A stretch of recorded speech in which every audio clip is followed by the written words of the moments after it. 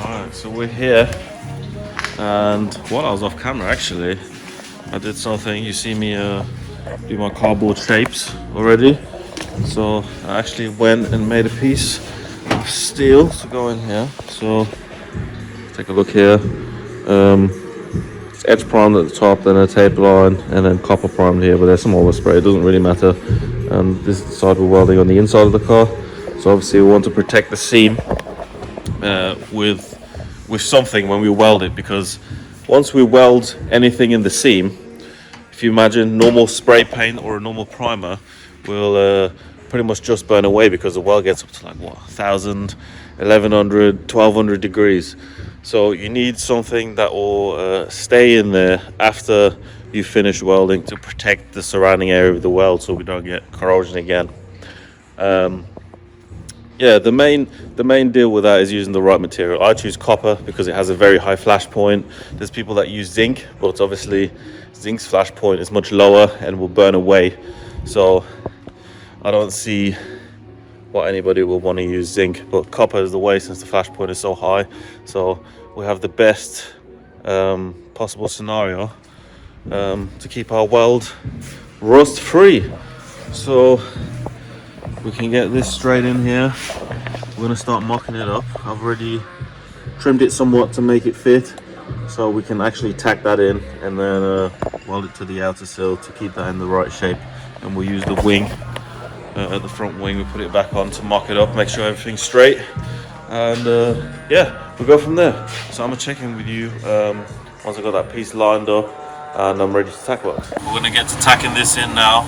I've set the sill at the correct height, as you can see, with a jack and a bit of wood. I've fitted the front wing, made sure the gapping is all good. So now we get our piece here, and it should fit right in there. So as accurate as it needs to be for a piece that's just in between another layer of metal. So we get that tacked in like that, and happy days.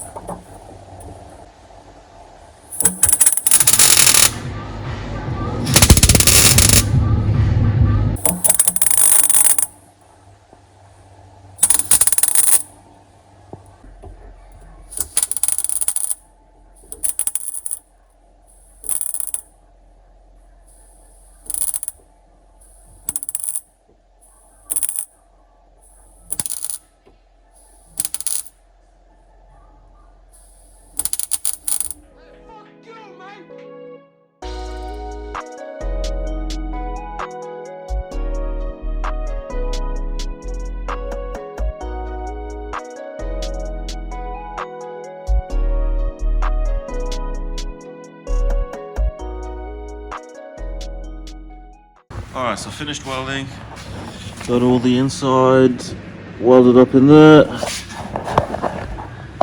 and the inside here, and I've already clamped it on. And what I'm going to do is when I'm going to be plug welding this, I'm going to run a drill bit, a flat end drill bit that I've just flattened down so it doesn't cut, to go in here, clean it up to bare metal, and then we're going to plug this one and then reclamp it and move it along and do all these three.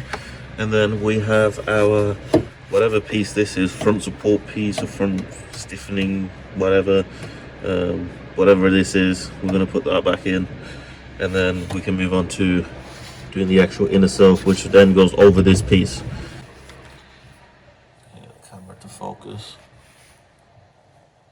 It's a flat drill bit that's been cut down.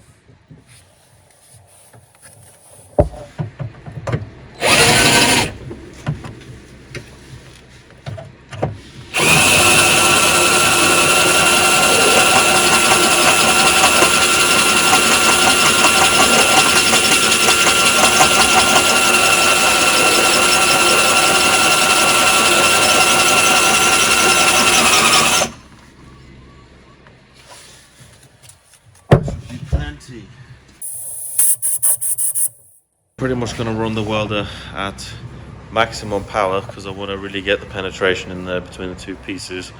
And yeah, we're going to get those 3 plug welds on, and then we're ready for that inner sill, man.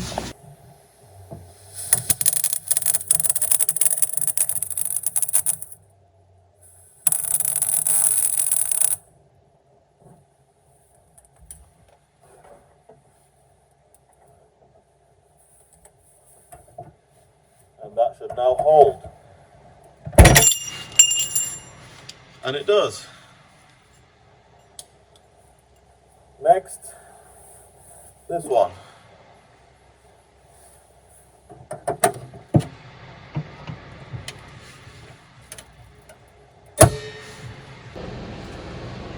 Plug welds, all there. Came out really nice, to be honest, nice and strong. Now we've got a strong sounding sill again, like it's supported by something. I see this rust spot in there, don't you worry about that. I'm gonna rust solder that up and cavity wax that. So now we can carry on with the rest of the inner sill. Get the whole inner sill built up, and yeah, well, that'll be good.